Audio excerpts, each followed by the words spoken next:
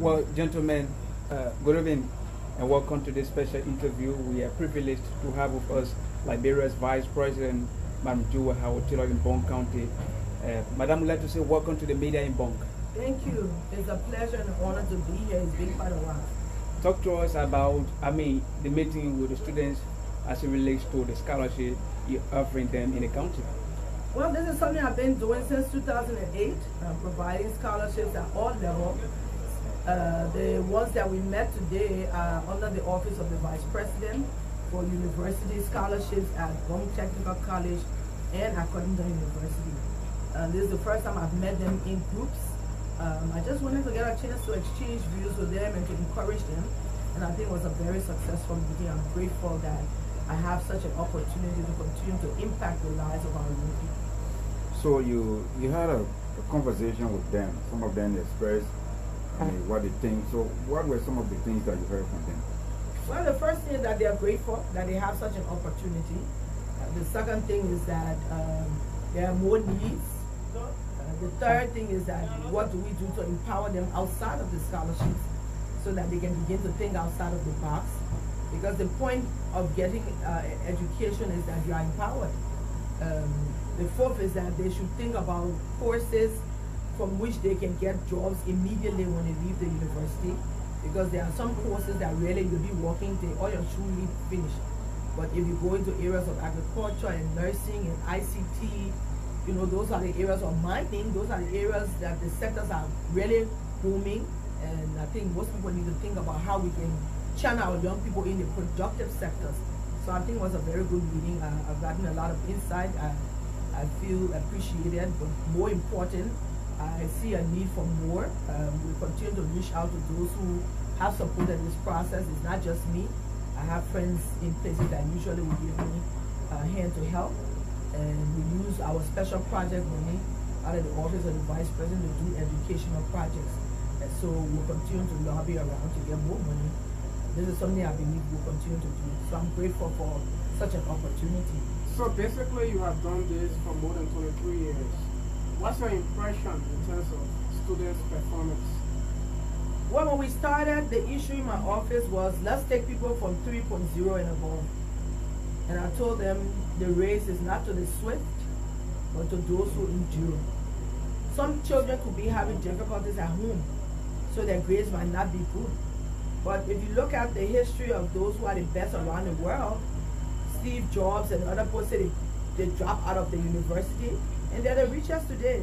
So I think we should continue to give opportunities to our young people and continue to encourage them. If you notice tonight, we didn't talk about grade points. My point is that they should go and learn and be able to get out of the poverty circle, and I will continue to say just that. That is an education, but it's an opportunity to transform your life. If you do the best you can with it, then you get the best out of it. So are you only doing this in Bong County, or you are thinking of expanding to other parts of Liberia, Madam Vice President? Well, I have to. I'm no longer Senator for Bong. Okay. I'm Vice President for the whole country. But you know, they say charity begins at home and spreads abroad. The fact is we've been doing this for about 23 years, and we need to expand. I have an NGO called the Jewel Starfish Foundation that I have girls across the country, thankfully. But at the university level, it's only here in Bong. I think even the fact that we had the Bong County students at the University of Liberia, I think that somehow dropped off our radar. There are many more people at the University of Liberia. We need to see how we can help at that level. But I will try. Again, it's a process. I'm only one person, but I'm committed to this process because I know the opportunity it provides for our young people. What are the processes if one were to benefit the president's scholarship or the vice president's scholarship? Well, the thing is, you know, we're encouraging collaboration at the political level. We're encouraging students to become the best of what they can be. Thankfully, you saw Carpenter, who was one of my earlier students. I haven't seen him in many years. He's in the healthcare sector. He's working. He has now come back to get involved in the process and contribute. We hope those who have completed and are working can give back, because you know I need additional help. Those who have benefited from this process can say, okay, let's help the vice president scholarship so most of our brothers and sisters can get on board. So I think that's what we're looking for. Again, as a leader, a national leader, I don't want anything personally bad. I believe my work will speak for itself, regardless of where I go. I was first lady here for 6 years. Without thinking about it, the Bong County people provided me an opportunity to become senator twice. I'm not vice president. So I believe the work that I do, I get a lot of political benefits from it, but it's a commitment to continue to do this because I believe this is where my heart is. Even though I'm a politician, I'm a humanitarian at heart, and I want to provide benefits to children, to young people, and I will continue to do so as long as I'm able to. Speak to us about the latest reconciliation between the NPP. Well, I'm happy to say that at the top level, NPP is now reconciled. We are working towards our convention. We had a process of reunification across the country. A process took place here in Bong County as it has done across the country. I think we have 2 or 3 more counties to go. And then we'll finally call the National Executive Committee meeting after 2 years. We haven't had one in 2 years. So it is our hope that at that National Executive Committee meeting, we will have an opportunity to plan our convention. We haven't had a national convention in 2 years. So there are some people who no longer have the mandate, but we have agreed that we'll work together until we get to the convention. I'm looking forward to us hopefully coming to Bong for the MPP National Convention. This is our home base. This is where MPP was created.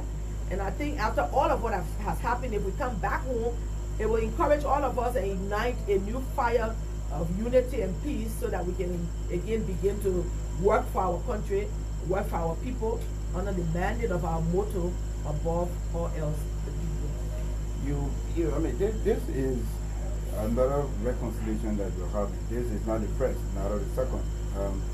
What is the source of the misunderstanding in the NPP that continues to dampen the hopes and aspirations of the party all of the time you go into reconciliation? Well, that's life.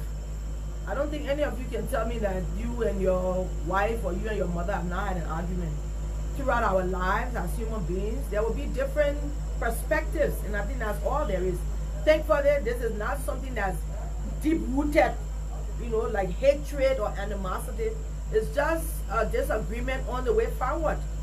Some people want to go straight, other people want to go around, other people want to go up and down. But in the end, I think the good thing is that MPP is a democratic party. We argue about our issues, but in the end, we come together to work. And I think this is a good time at the midpoint. You can tell that because we were disjointed, we didn't bring our full contribution to the coalition. And maybe that is one of the reasons why we lost the seats that we did, because we're fragmented in many places. And MPP needs to come together and determine how we will continue to impact the national and the political landscape. I'm just happy to say that we've gone through that process, and I see a bright, shining day. We might have difficulties as we go because we are humans, but again, we'll continue to talk, we'll continue to collaborate so that we build the new MPP, and I think that's what's happening. There are many young people joining the party. We are asking people to join the MPP at the youth level because the youth make up 60% of our population. MPP can no longer be an old people party, which has been for the last 20 years. The elders in the party continue to stay in positions for long periods. We're hoping at our convention that we have new leadership. The young people will have the vigor and the strength will get elected so they can take the party to the next level. And that's what my hope is, that as I wind down my position as standing bearer for the second time, that we have a whole new slew of young people that are moving the party forward. I think that is the direction of politics in our country. And a final word, my people will leave you. Well, again, I'm home. I just wanted to say good evening to the people of Bong County that are remaining engaged. Has stalled with Informa to build the TVET institution. We had some challenges with the contractor.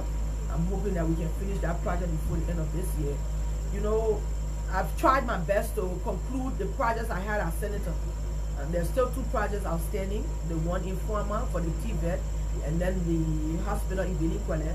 The Ministry of Health has reassessed it, and they're going to find the extra money that we need to finish it, so that when I start to go around the country, the commitments that I had in Bong County will continue to be fulfilled, and those promises that I made would have been fulfilled finally. Those are the last 2 outstanding ones. So I'm looking forward to getting this done so I can actually move into different areas. So I'm happy to be here. Thank you. Thank you, Madam Pastor.